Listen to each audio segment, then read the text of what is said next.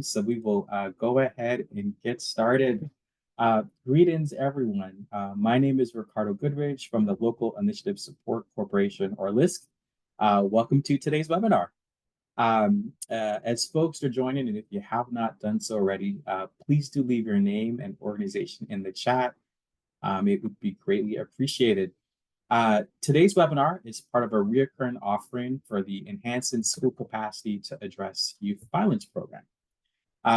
Now, for those of you that may recall, in prior months, we have engaged around project leadership, community asset mapping, and partnering with caregivers for success.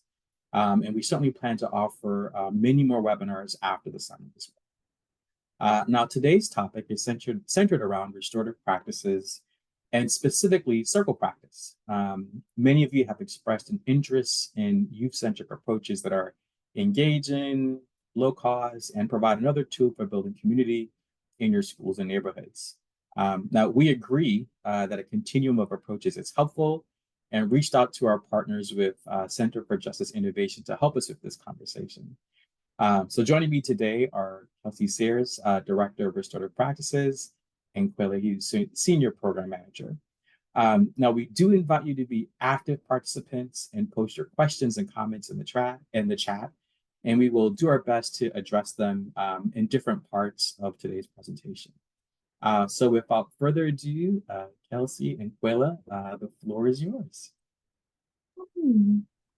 Hi, folks. Hi, everyone. Thanks for joining. The screen. Amazing. Can everyone see the screen? Go with yes. So we deeply believe in circle practice and its ability to build relationships between teachers and students, both within the classroom and within the larger school community. And so our organization has previously done a webinar on our Restorative Justice in Schools project and talked about our approach. But this webinar will be specifically around circle practice, the hows and the whys of circle.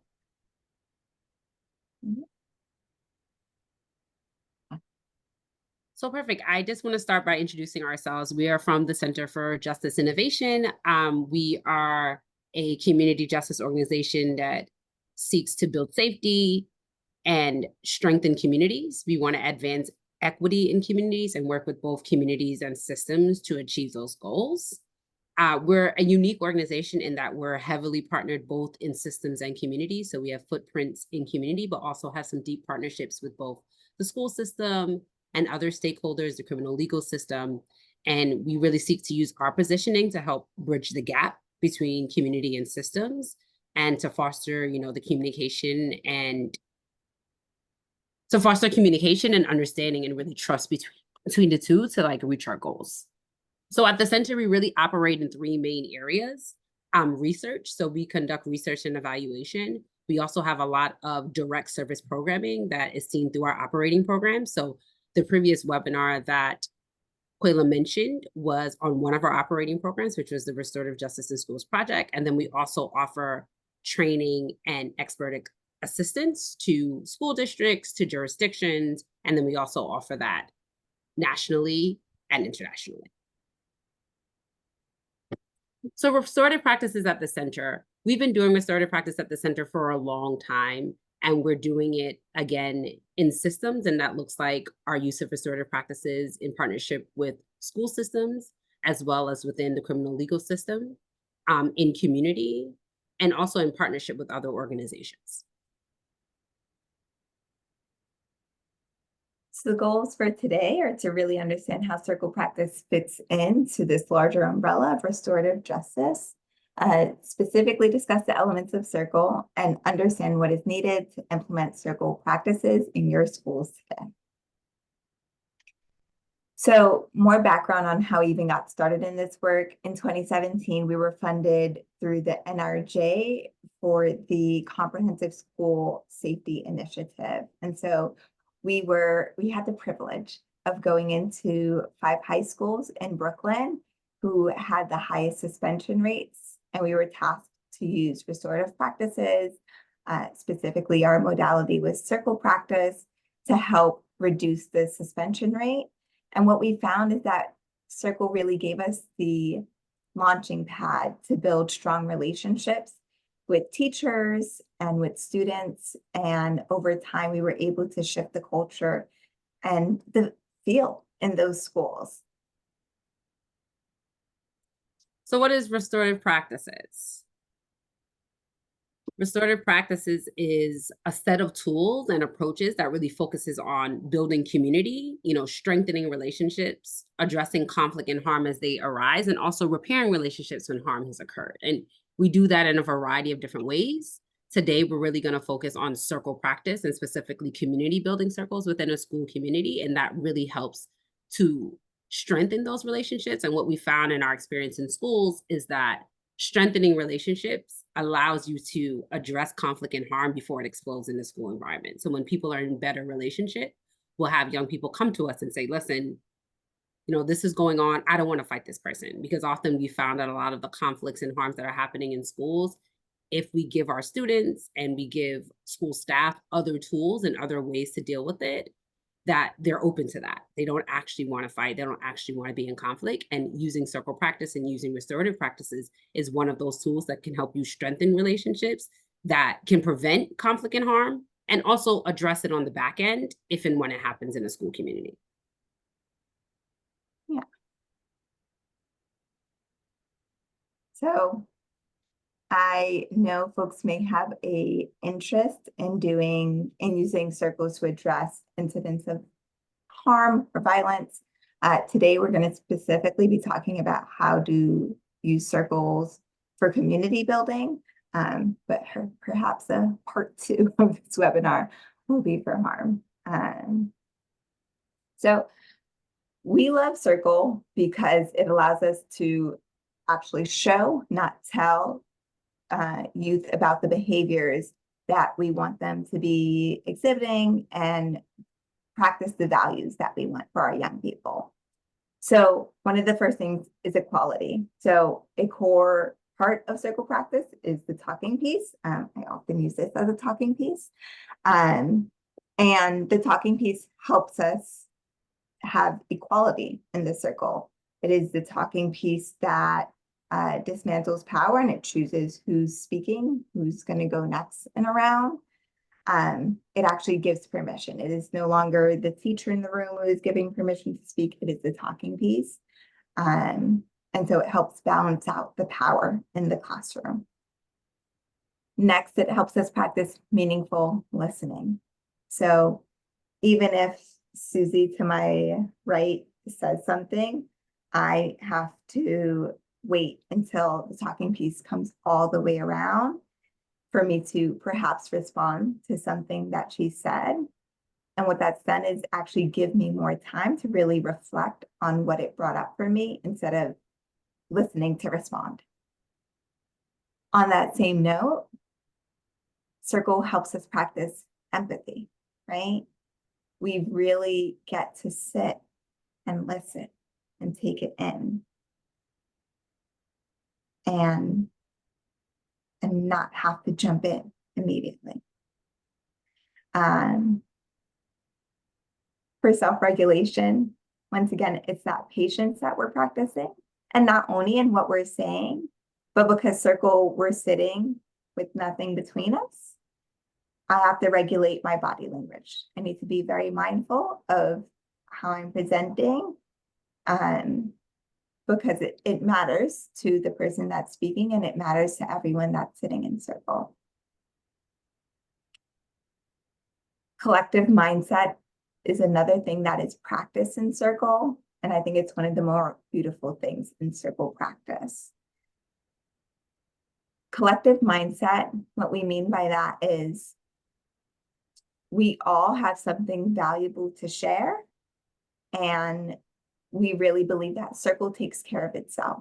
And so there have been times in a circle where perhaps a student has said something that I want to respond to. I'm like, this student just shared something kind of heavy, and I want them to know they're not alone, that this is a safe space that they have just shared into. But I am 10 people away from getting that talking piece.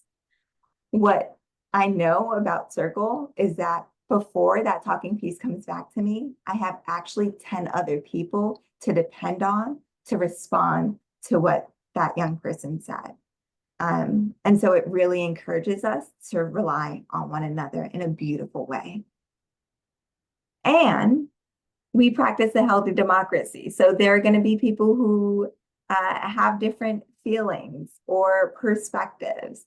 And what's wonderful about Circle is everyone gets to voice their own perspective, and it's listened to with dignity and respect. And so these are all things I think we all want our young people to be exhibiting in life, to be practicing. And Circle really gives us the stage to practice those things alongside our young people. So this is not easy to do all these things. I was actually recently reminded of this in a training because it's hard to just sit and listen. That's why we call it Circle practice, right? It's a very different way of being in the world. And we're all practicing and we're all getting better and we all have our own growing edges. So Circle practice invites us to move slowly. The world is moving so quickly around us. 24-hour news cycle, the Instagrams and the TikToks if they don't pull your attention in 10 seconds, you're on to the next thing. That's not Circle. When someone has that talking piece, you're sitting and you're listening. And so it invites us to really slow down. It also requires that we are fully present. So this means for the young people, maybe we don't always want them on their phones. Circle has no phones. There's not going to be texting and doing all the things. It also means for the adults in the Circle that we're fully present. You're not also grading papers or thinking about this lesson plan, right? You are there listening, which is a thing that we don't always practice.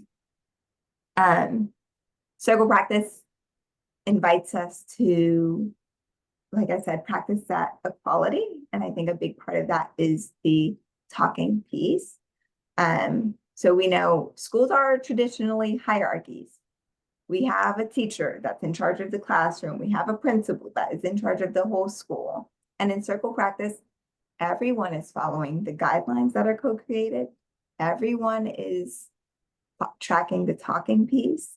And there's not one person who, because of their power, gets to just jump in. And so it's a really beautiful way to give more ownership to the young people in the room and to abdicate some of that power to them. Based on the questions that you're asking in Circle practice also invites us to share authentically. So we'll talk a little bit about the type of questions that you ask in Circle, but often they're storytelling questions. It gives you the opportunity to share about maybe a time you've harmed someone or been harmed, a time you've been bullied, a time you've felt disrespected. And because the adults are also sharing about these things, it models for the young people that these are really natural, normal experiences that are happening, and that you can move forward from these experiences in a positive way. And so it helps build that relationship between students and teachers for them to know, oh, this isn't just my math teacher and they don't know what I'm going through. Oh no, like this person has also been young once and they've also gone through maybe something similar to what I'm experiencing. And finally, Circle invites us to sit with hard feelings. There will absolutely be times that your young people say something in Circle that is really hard to hear. We know our young people are struggling with a lot of different things, and you won't always have the answer, and that's okay. And Circle gives you space to say, you don't have the answer. We cannot fix all of the things in our young people's lives, And still, we want them to be able to share and talk about the thing, because when we know that bad stuff breeds into darkness, so we want them to be able to share it. And just getting it out sometimes alleviates a little bit of that burden. So I know we've spoken a lot about all these magical things that circle does, but like, what does it actually look like? What are the elements of a circle? So we want to talk a little bit about those more specific details. So, circle, you are actually seated in a circle. We do not, ideally, there's no tables or desk in between, right? You're in your chair. There's nothing in front of you except across the circle, another human being. And this allows us to increase vulnerability, that there's nowhere that I can hide behind a desk or table.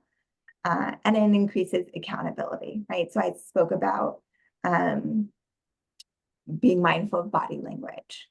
And so everyone can see what I'm doing. And so I have to be really tuned in, really present.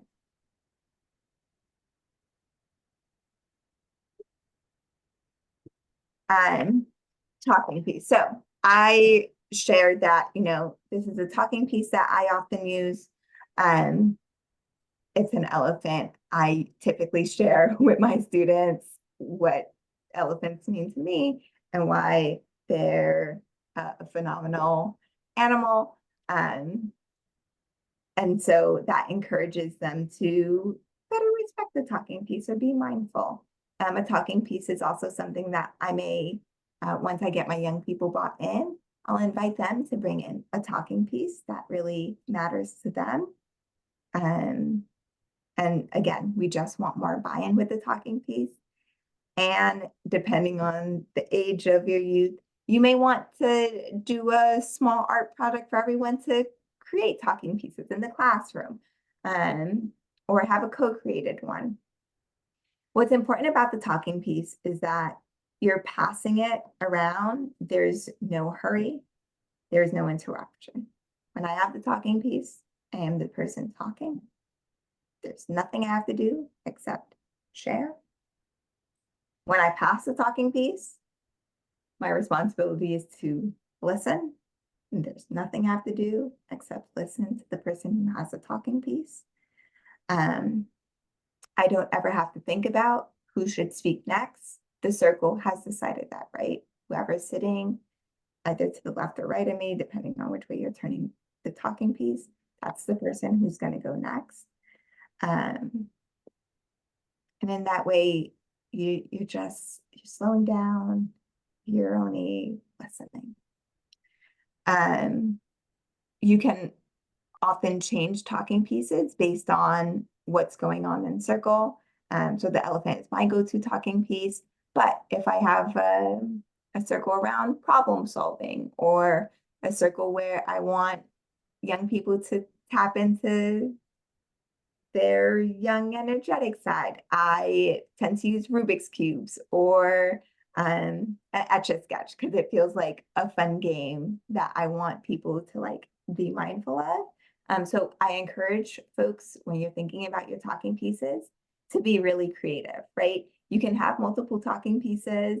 You can change them out based on what you're talking about in circle. But when possible, share the story behind why you chose it. And also encourage, if this is a recurring circle, encourage your participants to bring in talking pieces of their own. So similarly, a centerpiece is the focal point of a circle. Typically, I have in the past used a piece of fabric that you put in the centerpiece, and then you can put your talking pieces on. I try and have like a plant or something there, but it really should just be a place where we can rest our eyes. It's sometimes nerve-wracking to look other folks directly into the eyes when sharing vulnerably. And the centerpiece is also something that you want to encourage people to bring stuff in to place into the circle. And so let's say a young person brings in something that they want to share with the class, but don't want everyone's hands on it, you could invite them to put it in the center. I see someone has their hand raised. I don't quite know how to get them to share. Tavia, there you go. If you can hear me, you can unmute and ask your question if you would like.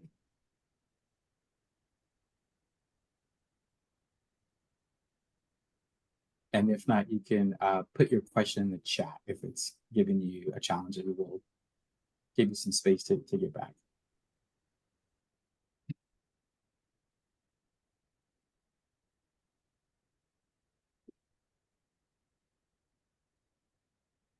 Circle practice has made me very comfortable with silence as well.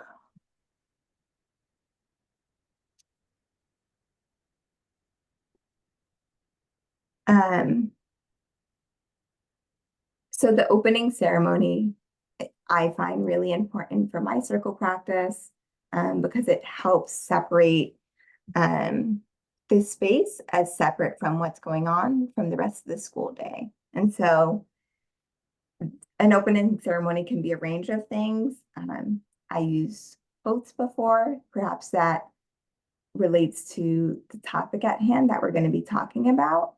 A favorite quote is like, "Today's a beautiful day. I've never seen this one before." And I think it just helps start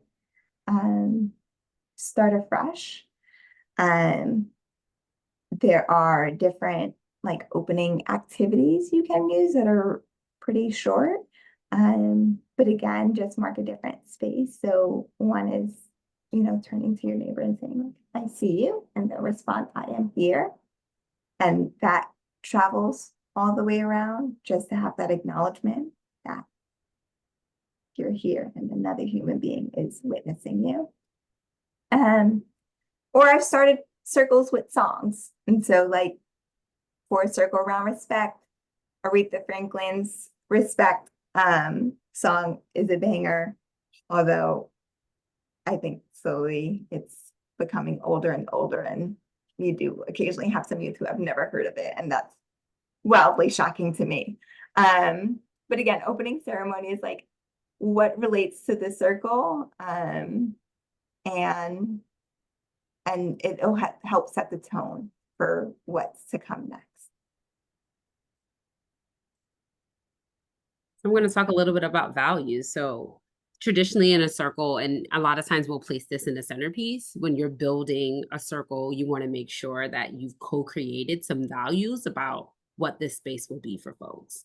And I think that this is especially important for young people to think about the kind of spaces that they want to be in. And it feels and looks different than everything else that's happening in the school community because you're really co-creating this. So we traditionally create values doing it in circles. So we'll take the talking piece and we'll have a question that elicits values from the young people. And a question that we often like to use in schools is to say, what's an important value that you want your little brother or sister to have, or your little cousin? And it gives young people an opportunity to talk about the things that are important to them to help create this space. So examples of values we'll often hear from young people is like understanding, love, respect. And you want to give them the opportunity to say, these are the values we want to hold in this space. And an important thing about creating these values is that it helps to have the group hold themselves accountable individually and as a group to these values that they've co-created. So you'll take your talking piece, you'll ask your question around values. Another value question that I like to use is like, what's something about you that you are on your best day? Who's a person that you admire and a value that they uphold? And we typically will hand out index cards or plates or something where the young people have an opportunity to write down that value. And then we'll pass it around and have each person talk about the value that's important to them. And then we ask them to offer it to the circle space. So we might put that in our centerpiece to help create the centerpiece.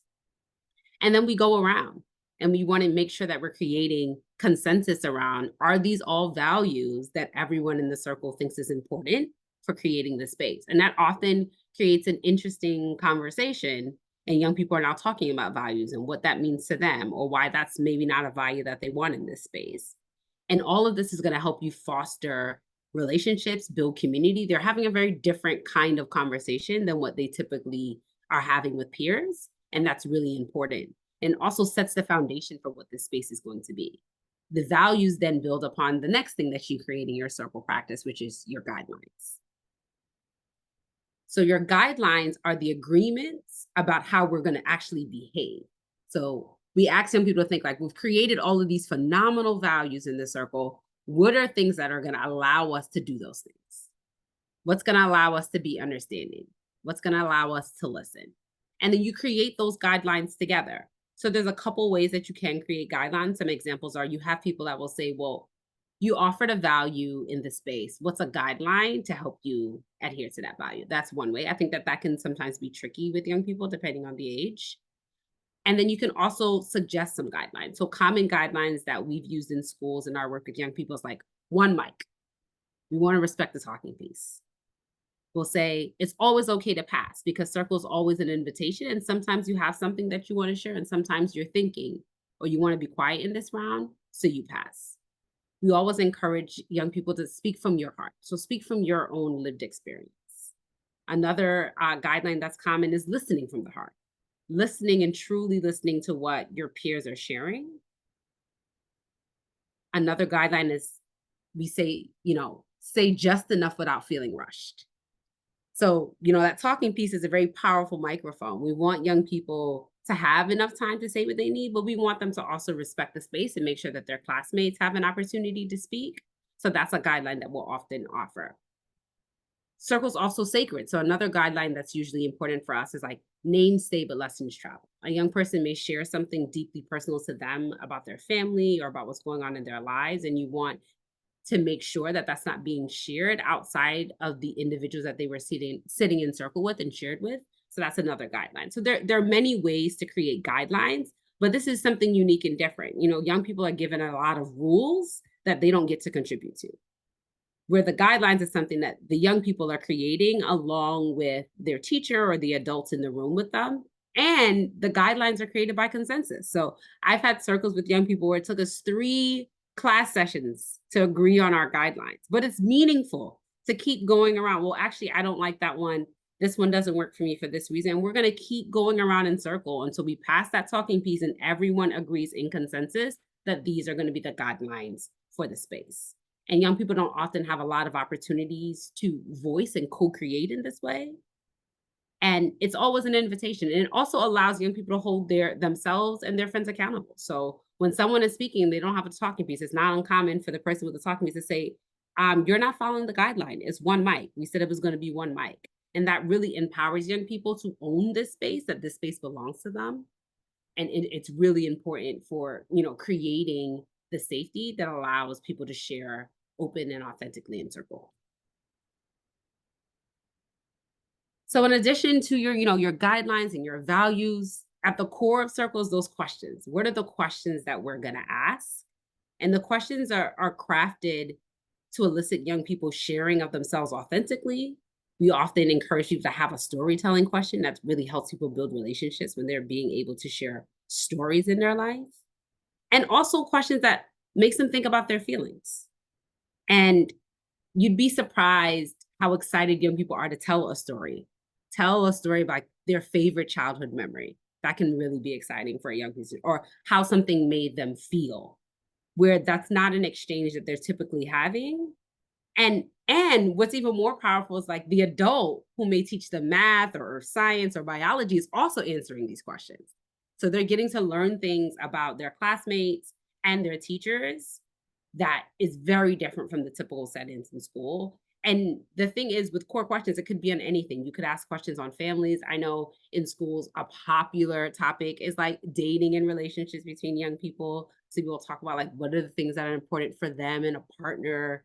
And it's fascinating to listen to young people have these conversations with one another and listening and responding to the thing that was said before them and the thing that's saying after them. Giving young people the opportunity to talk about their dreams, challenges, triumphs. It really is a different kind of space. And by sharing of yourself in that way, you're really building community and fostering relationships in the classroom. And to close out a circle, you have a closing ceremony. So very similar to what Quayla shared in terms of what an opening ceremony is. And the importance of this is you really want to close out the space. So everything in school is not a circle practice. We're transitioning to the next period. How do we close out the space that we have? And I think it's powerful to often invite young people to participate. So we'll invite someone to do a closing ceremony, to have an opening ceremony. That's a way to get the young people bought in and involved in the circle practice. We often use quotes or songs, claps, all kinds of things. You can be as creative as you can around, we're going to close out this space and this intentional space that we have until next time. And that's really what your closing ceremony is focused on. And so when the slides do go out, you'll just have all that in one slide. So you're like, I'm interested. What do I need to make this happen? Not money, which is a very exciting thing because so many things need money. But there are lots of other valuable resources that might slow your launch. So you need to be thinking about, when is this going to happen, right? We had the privilege of doing it both in voluntary spaces, so during lunch periods, after school clubs, and then we also had advisory. So you want to think about, when is this going to happen? There's pros and cons to each. With scheduled periods, you have that period, and then when the bell rings, your students are off to the next thing. After school may be more flexible, and thinking about consistency. The other thing is space, right? So is this going to be in a classroom? Will they always at that classroom? Do things get double booked? Is it in the library? But then library is a really popular space. Is it a place that you can easily move the furniture to arrange the room in a circle?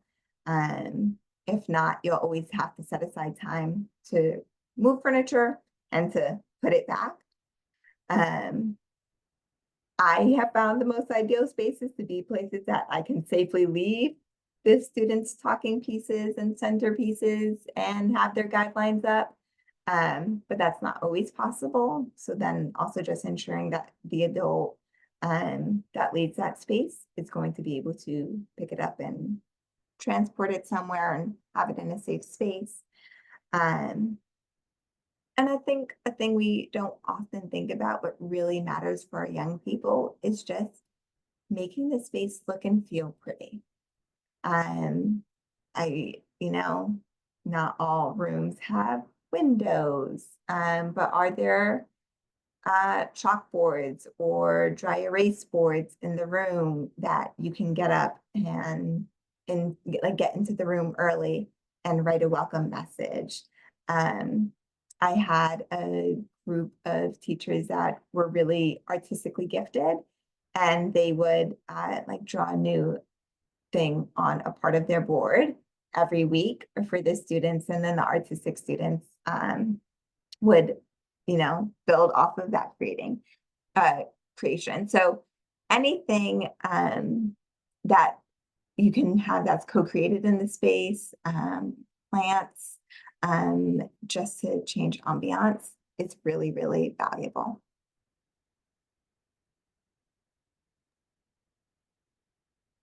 So a big part of what you need to do circle practice is you need willing facilitators.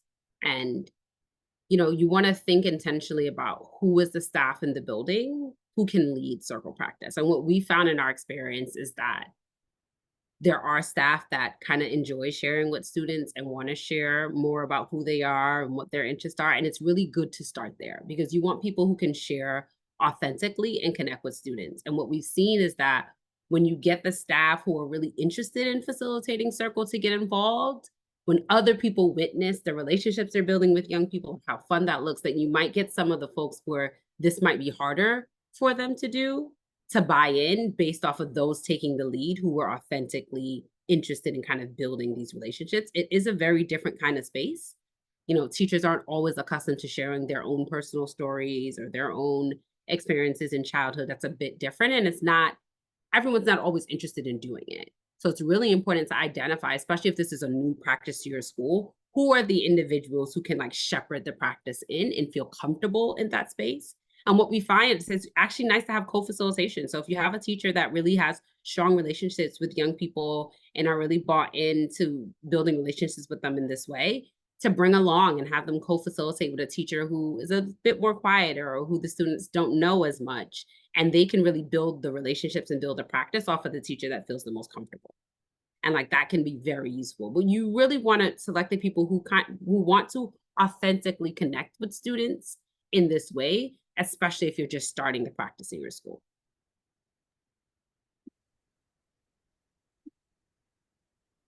And so I have a video that I'm going to play by a phenomenal educator. And I encourage you to watch her whole video, but she talks about how every kid needs a champion.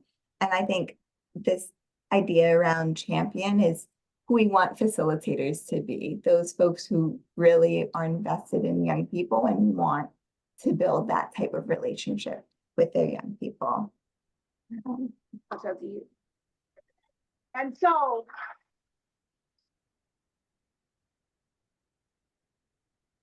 I gave a quiz, 20 questions. Student missed 18. I put a +2 on this paper and a big smiley face. He said, Miss Pearson, is this an F? I said, yeah. He said, then why'd you put a smiley face? I said, because you on the road. You got 2 right, you didn't miss them all. I said, and when we review this, won't you do better? He said, yes, ma'am. So just a short clip. The whole thing is just under 8 minutes. But again, this idea of like working from a strengths-based approach and seeing the best in students, this is the thing that we want our facilitators to be doing, because they are going to hear, you know, when our students weren't the best. And, you know, our students are only going to share to adults that they know they aren't necessarily going to be reprimanded, but they're going to say, you weren't great on this day, and the person I know you to be is, you know, can do so much more, is so much, you know, is more than this mistake. And so channeling a little bit of Rita is what we want our facilitators to be doing.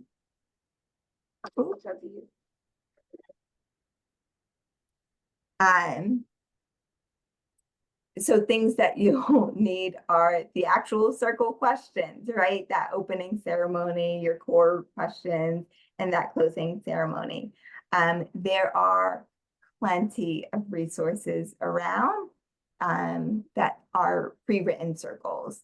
I'm going to share some resources at the end of this presentation with you all, but you can also Google, and I think so many more people are doing circles and are doing circles with young people that you'll find plenty of resources. I do want to say that all your circles should always have at least one storytelling round. You don't always want to have your circle chock full of, well, what do you think about this? Or what's your opinion on this? We want to be really connecting with the stories and the experiences in our participants' lives that led them then to have the opinion or have the belief. And we have better empathy for one another when we understand where something came from. And we'll only know that by hearing about their circle, by hearing about their experiences. It's also important that even when you do have that pre-written circle that you're going to go into your circle space with, and you're going to the opening ceremony and question 1, is that we still want you to be flexible, right? So there have been times that I've gone into a circle and I'm like, okay, I'm going to talk about love with students and what love means to them. And I have a quote. And it's a long-winded quote, and I'm going to ask them to reflect on it. So I'll read it and I'll say, can you please share what you take away from this? And I'll pass the talking piece. And then each of them overwhelmingly say, this is about respect, and this person didn't respect the other. And I'm like, that is not what I took away or thought this conversation was going. But that's what we're going to talk about then. So when I get that talking piece back, I may say, I really thought this quote was about love, but clearly folks feel differently. Can you share a story about a time where you felt disrespected? Because I want to understand how they came to their conclusion. And also, we're clearly going to talk about respect now. That's where everyone was. So encourage you all to go into your circle prepared, but also be amenable to respond to what's coming up. Ideally, you're not alone doing this in your school, and you will be able to perhaps co-write circles with peers. And if you're leading separate groups, it's also really valuable to be sharing what worked and what didn't. There have been plenty of times I write a circle. I am like, the students are going to respond so well to this, and it falls flat. Or I share out a question, but I hear that it's been received slightly differently than what I meant, right? So then feedback I would give to my peer that is going to lead a circle is I would rephrase the question like this. And so that is really, really helpful.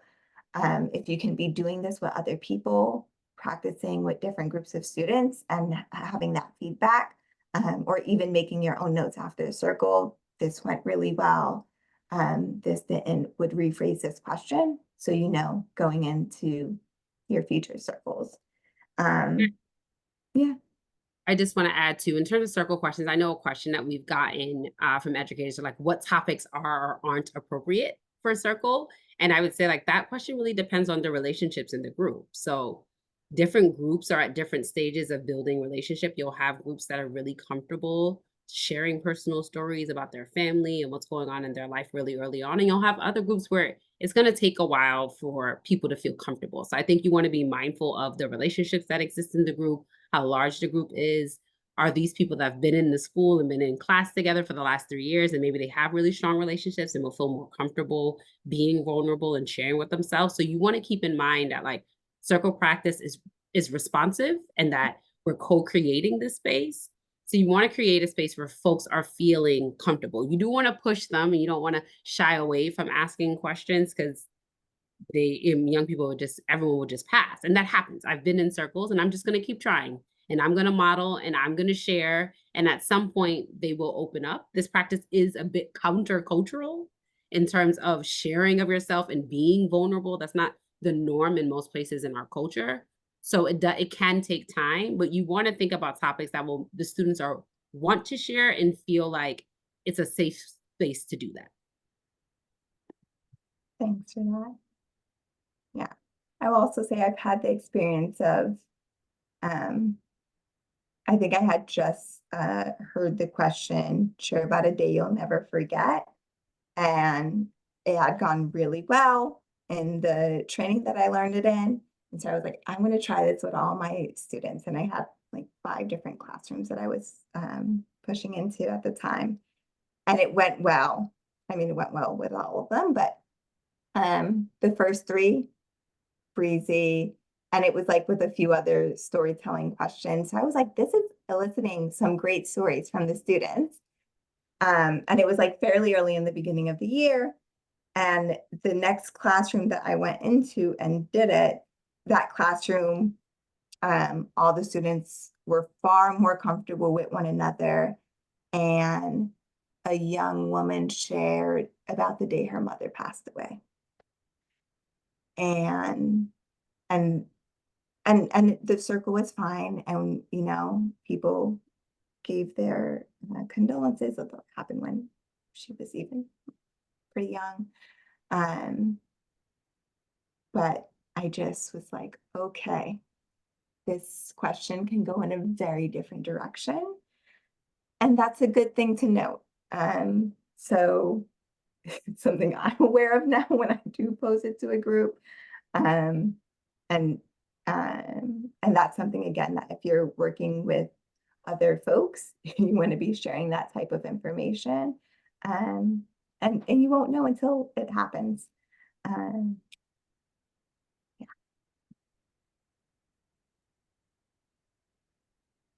So what circle practice really requires is a lot of time and patience. So when we went into the schools, that first semester was challenging. The environment was not an environment where young people were used to being vulnerable. The adults weren't used to being vulnerable. This felt weird.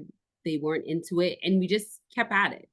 And I think it's really important when you're introducing this as the adults to really model what you're asking your students to do. And I think that this is where RJ is really different and where circle practice is very different, is we often ask a lot of students and it doesn't require us to behave the same, whereas circle is the opposite. It's like you, as the facilitator, are modeling what it means to be in circle, what it means to share.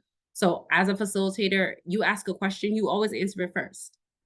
You ask a question so you can model what vulnerability looks like. You can model what storytelling looks like. You can model it's okay to be funny. It's okay, like circle can be fun. It doesn't always have to be heavy. You can model for the young people what you're asking. That takes time. And it takes time if you coming in there and modeling and being vulnerable and sharing of yourself and the kids not really reciprocating initially. But our experience is that if you keep at it, you can really grow this muscle. Young people will pick it up. And also, it's not just about what you're doing in circle, it's about the relationships you're building with young people when you see them in the hallway. So if you are facilitating a circle and you're asking young people to share themselves, when you see them in the hallway, say hi. When you see them in the hallway, acknowledge, it's not just about what's happening in the circle, it's also about the community that we're building outside of the circle. And the better those relationships are, that easily translates into circle and vice versa. So you'll have a young person who maybe wasn't really keen on a particular educator, but they were in circle with them, they shared with them, they're like, actually, we have common interests. That young person may now start to behave differently in that person's class based off of the relationship they've built using circle. But it is one of those things that, think about any relationship in your life, it takes time to build it. That trust and feeling safe is not something that's going to happen overnight. The idea of just sitting in a circle and asking questions and passing a talking piece isn't like a magical thing that's happening. It takes time, and it is a muscle that you have to build and be willing to just wait it out and continue to share and continue to have this be an open space. And what I've also found is figuring out ways to get the kids bought in is really important. Figuring out ways. So we did in one of my classrooms, we had a jar where I felt like some of the questions and the topics I was bringing to circle just weren't landing. The kids weren't sharing. It's well, I want you guys to put in the topics you want to talk about in circle. And we would pick out of that jar things that young people submitted for topics they want to talk about. Or are there questions that they want to pose? And you can put that in the jar that allows them to be bought in, that this is their space too. When you've done circle for a while, you can invite young people to also co-facilitate with you. You can ask them to lead a round of questioning, have them write a whole circle and then sit with you and let's review it. And do you feel comfortable? And how can I support you? Again, it's this sort of time and patience. You're teaching a new way of being that in many ways is countercultural, maybe very countercultural, depending on what your school environment is. And it might take time to just build that muscle.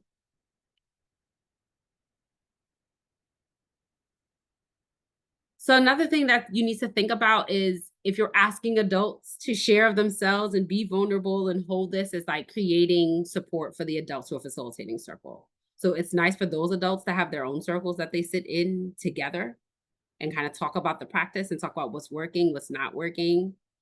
There also could be a lot of secondary trauma depending on what young people are sharing in circle. And you want to make sure that people have resources. So when a young person is sharing about her mother's death, that could trigger other young people in the circle who've also lost someone who's important to them, and making sure that the adults and those who are facilitating circles have a space to kind of process what's happening in their circles, have a space to think about the practice and share circle questions and share of themselves, and also the resources for when things do come up in circle that are there. And what we found is that adults who are building really strong relationships in circle, they then become the go-to adults in the school because the kids know a little bit more about them. They know about their life, they know about their kids.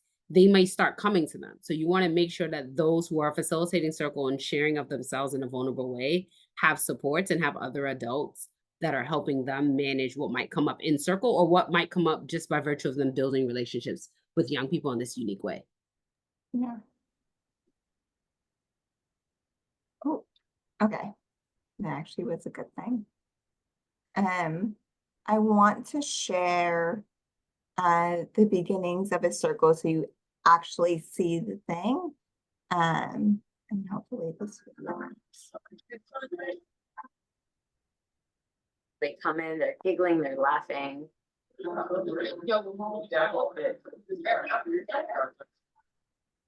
And there's just like a lot of kind of like giddy, intense energy. In the circle and their relationships with each other actually kind of like quiet something in them and allow them to be more present for each other.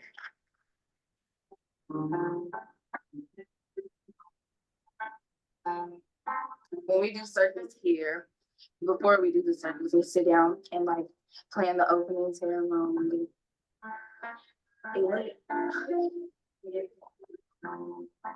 My great hope is to laugh as much as I cry, to get my work done and try to love someone. And I have enough courage to accept the love in return.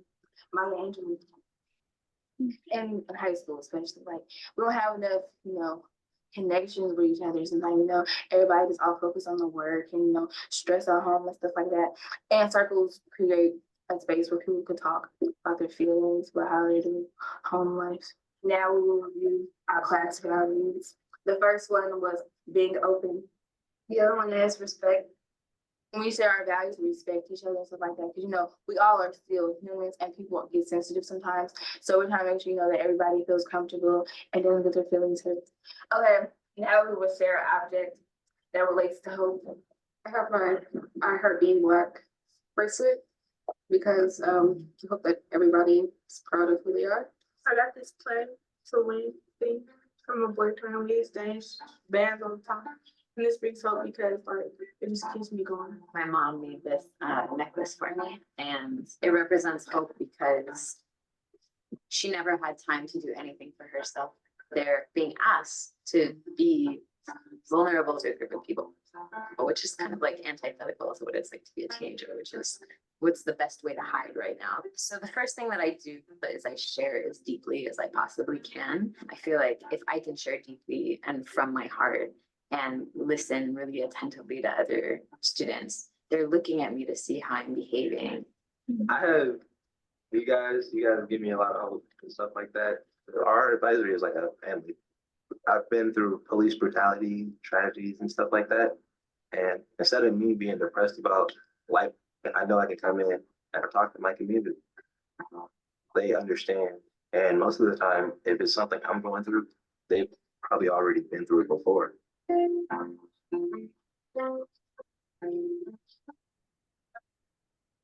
I just wanted to share that little clip.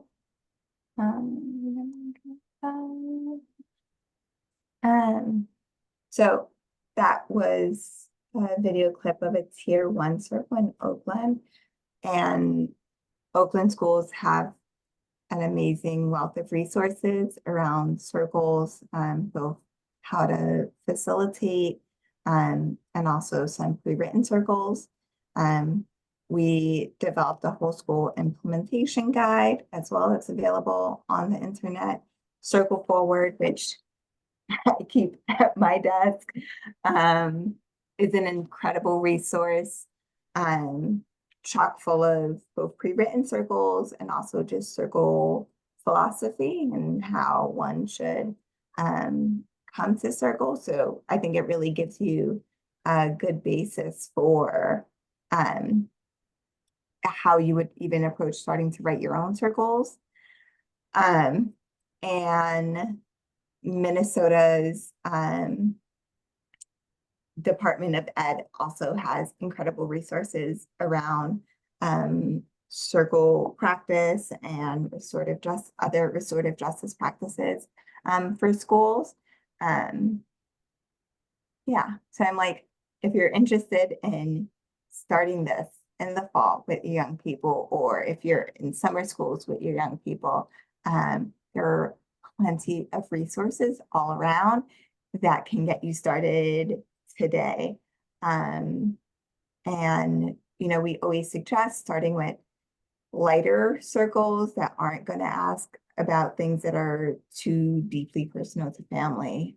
So maybe starting with something around food or something around sports. But then, gradually growing from there, right? Who makes your favorite meal? What's a favorite memory that you have either playing the sport that's your favorite, and who do you play with? And so we're still working towards getting to know one another and sharing personal stories. But ideally they are not as deep as, share about the time someone hurt you. Yeah. So would love to open up the floor to any questions, or even help folks talk through where they're thinking about getting this done and how, and yeah. I'll stop sharing.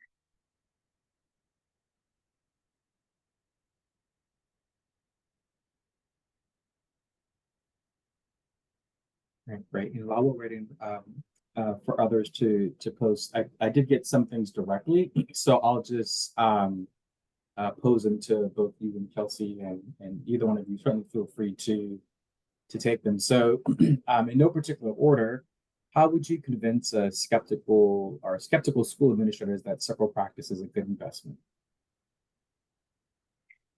Yeah, that's usually where we always start. Opening question. Depends on how much time I have and my relationship with that school administrator. I think if they're open to me leading a circle with them and some of their other colleagues, I might start there, because so often circle is something you have to experience. And see that this is a space where they're going to practice listening deeply to their peers and sharing. And, again, it's free in terms of money. So that makes it a little bit easier. And I think I would also start in voluntary spaces and convince my admin that this is free and I can do it during a lunch period with a group of students, and let the work speak for itself moving from there.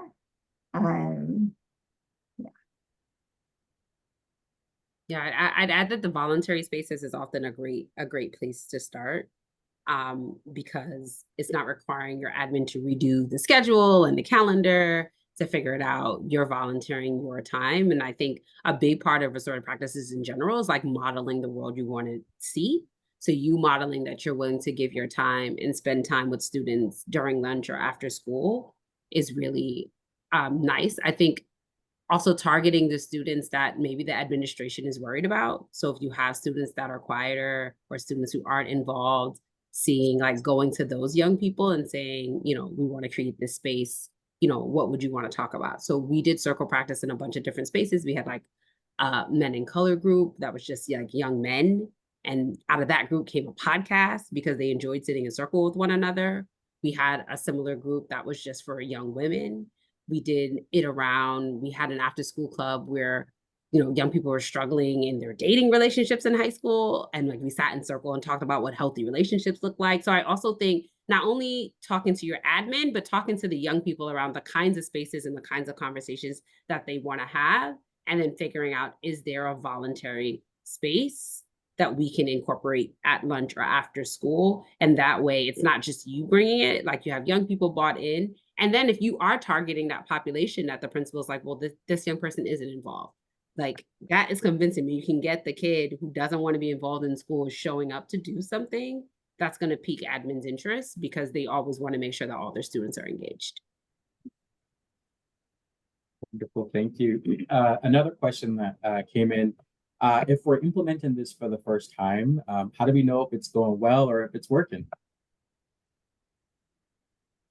I feel like you know pretty immediately based on how the kids are responding. Yeah, are you having engaging conversations with the young people? You know, if it's in those voluntary spaces, they will either stop coming or more likely they'll tell you this is boring. I mean, yeah, kids are honest at all the ages. So they will tell you this is boring. I don't want to talk about this. Can we talk about something else?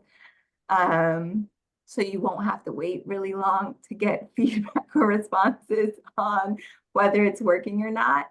And then I think in the long run, the things that we saw different from our young people was, like Kelsey mentioned, they came to us to tell us stuff was going on or that there was problems brewing. And that's because we had built those relationships. So they just trusted us with that type of information and trusted that we could do something. Ooh, I had a thought and it slipped right out. Oh, and the other thing was when they came and told us that they themselves ran Circle, whether it was in the locker room or they're like, Ms. Q, we had to handle this. And I'm like, tell me more about how that went for you. And that's always what we want, right? Like we are constantly modeling, our youth are constantly picking up our behaviors and doing that same exact thing. And so we know it's working when they like pick it up and do it themselves.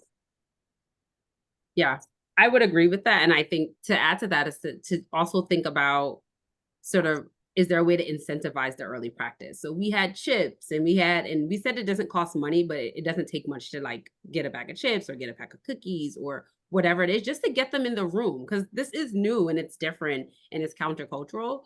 So getting them in the room to be able to like want to do this, we'll get it started. And I think talking about those topics that they care the most about, and sometimes it's not the topics I'm like, I really don't know that I enjoy talking about dating with 15-year-olds. Like, this is not actually my favorite thing to do, but it was the thing that kept them in the room and kept them coming. And from that, we could actually talk about healthy relationships. We could also talk about, so I think Circle's a space that's co-created, which is very different than almost everything else in the school. So what do the young people want to talk about? How do they want to be in community with each other? And like, if they're coming to you with ideas, they're bought in on wanting to share space. Or starting with friend groups. A lot of our circles started just because it was a group of friends that were going to hang out with each other in the lunchroom anyway. And they're like, well, can we come hang out in your classroom? I'm like, yeah, if you sit in circle, let's talk about some stuff. Sure. And then like, they told their friends like, oh, we were in Miss Sayers' classroom and like, this is what happened. And they're like, really? And she says, y'all can come up and we can talk about different things. So I think thinking about it that way, are you getting the young people to like be invested in being there? Are they excited to be there? And also there's going to be ebbs and flows. Your circle's going to be boring sometimes. That's not the end of the world. How can I change it? What would you guys like to talk about and have those conversations with the young people? Yeah, we'll also just add, the beautiful thing about Circle is that it's co-created. And so when it is boring, y'all best have some things for us to talk about because it's not just me that is coming up with the Circle topics. If you give me some stuff, I can work with that, but you have to give me something. And so again, like getting the kids to take ownership of this space really helps. And like genuinely being interested in to talk about. I had a teacher that was like, we got to talk to these kids about time management. And I'm like, I don't want to talk about time management. That is such a boring topic. And they only wanted to talk about gaming. And I watched a documentary on these professional video gamers. And first I had a lot of opinions. I said, this is what you guys say y'all want to do. it's hard work. So then we like, would watch a clip and we would talk about it in circle and that really got them excited. They were like, she's finally listening. We're talking about video games. But we like talked about so many real life things because this was people's whole professions. And so all the things we want to teach the kids about showing up on time and putting in work and came from these professional video gamers. So, listen to what the youth are saying. That's great. Thank you. Let's see a few more that have come in. How do you handle disruptions in circle practice?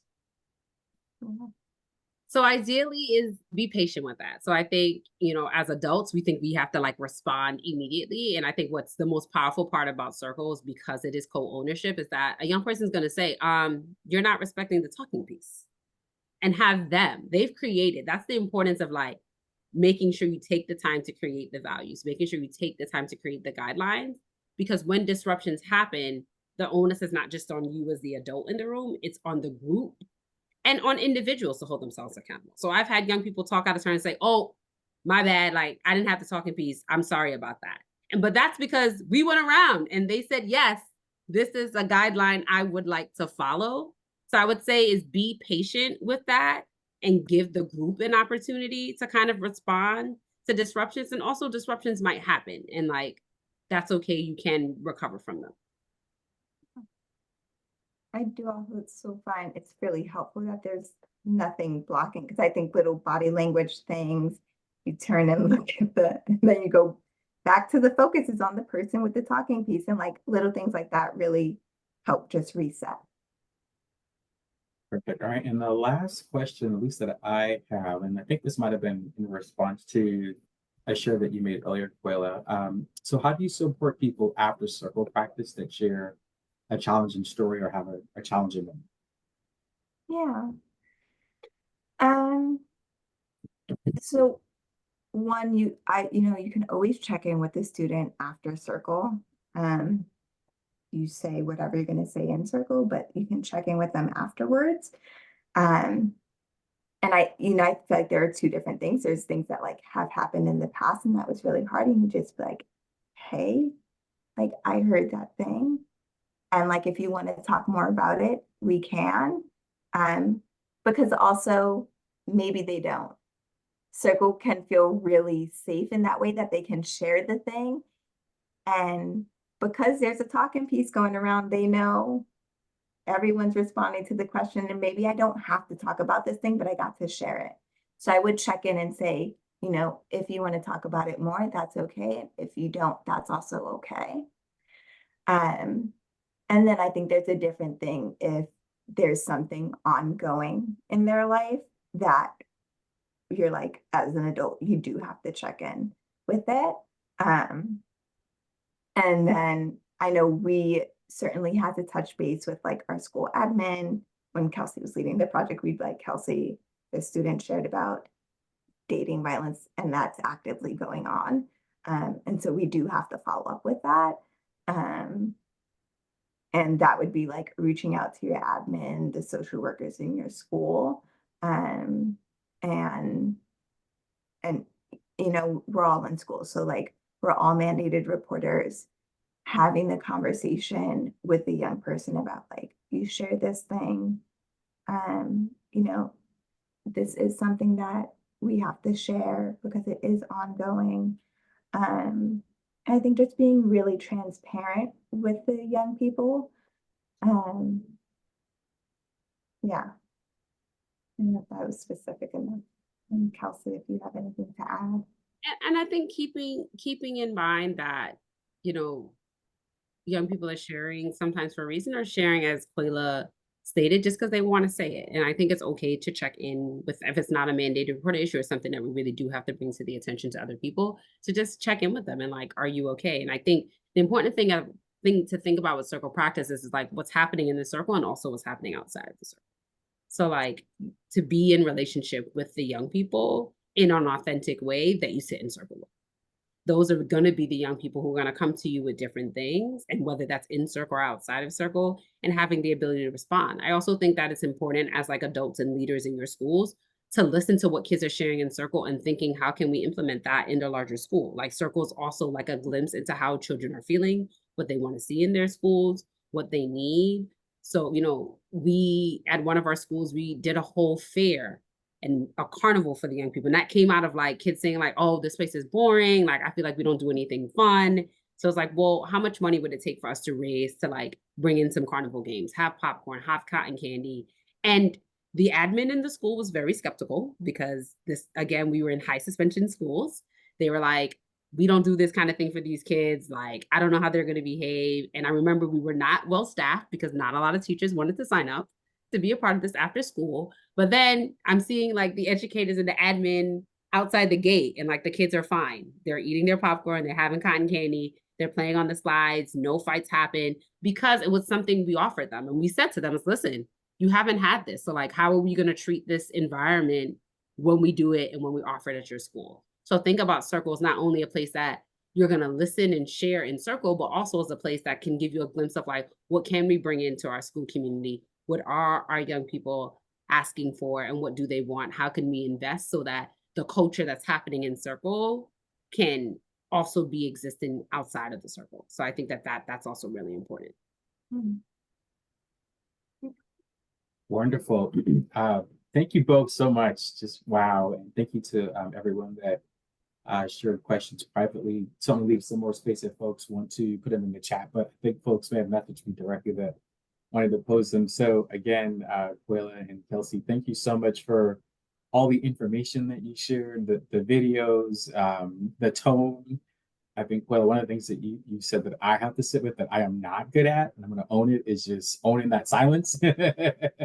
Especially with someone that has young kids, silence means something bad is about to occur, or at least that's how I associate it, so to speak, that quietness. But joking aside, really appreciated the shares and the videos and just the opportunity for folks to see what it looks like in practice. And just thank you both so much for sharing and providing some tips to us.